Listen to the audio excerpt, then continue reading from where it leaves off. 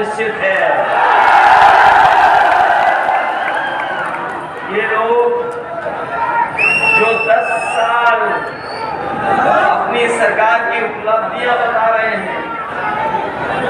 मैं उन्हीं लोगों से पूछना चाहता हूं कि अकेले 10 साल नहीं,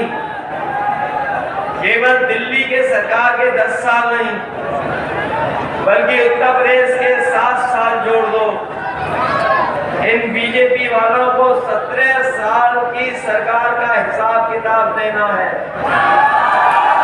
और 17 साल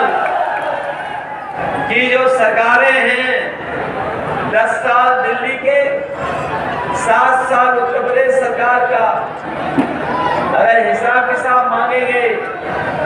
तो आप जानते होंगे कि इनकी सरकार में किसान दुखी हो गया, किसान परेशान रहा और जिस सरकार ने ये कहा था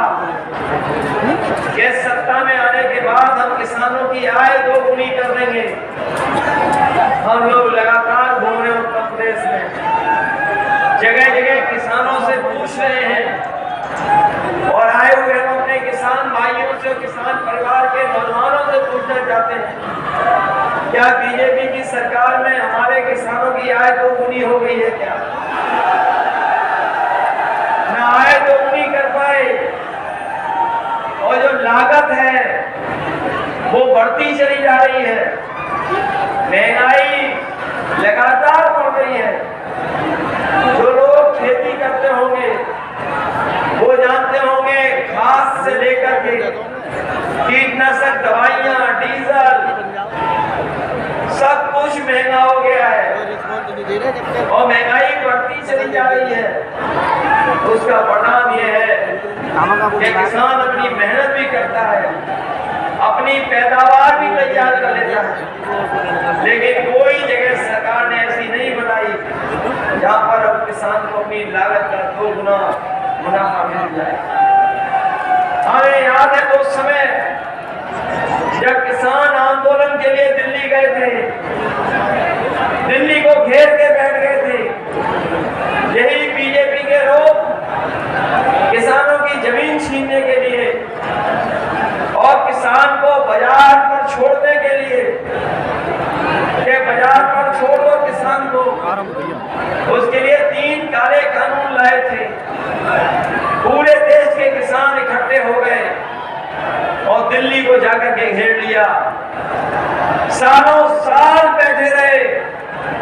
लेकिन जब चुनाव आया तो सरकार को अंततः 3 काले कानून वापस लेने पड़े।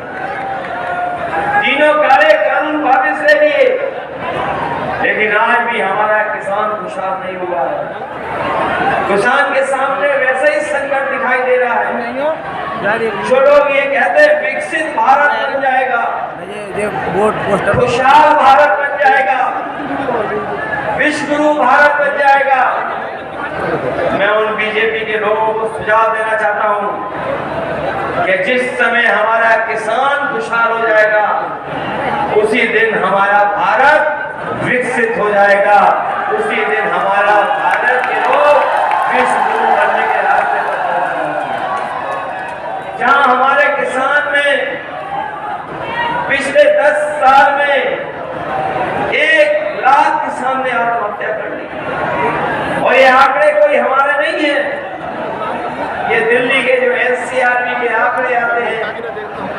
गृह विभाग के जो आंकड़े आते हैं, उन आंकड़ों में है कि अभी तक 1 लाख किसान आत्महत्या कर चुका है। किसान तो है ही परेशान, वही बताओ हमारे नौजवान साथियों, नौजवानों की सब नौकरियां छीन ली इन्होंने, न नौकरी है इनके हाथ में, न रोजगार इनके हाथ में। जिन्होंने झूठी बातें की थी, वादे झूठे किए थे, उन्होंने कहा था कि हर साल 2 करोड़ नौकरी मिल जाएंगी युवाओं को, नौजवानों को। बताओ किसी नौजवान को नौकरी रोजगार मिला है? और ये हमारे पढ़ने वाले नौजवान जब परीक्षा देकर के आए होंगे, घर पहुंचे होंगे, उन्हें पता लगा होगा कि जो परीक्षा दे करके आए हैं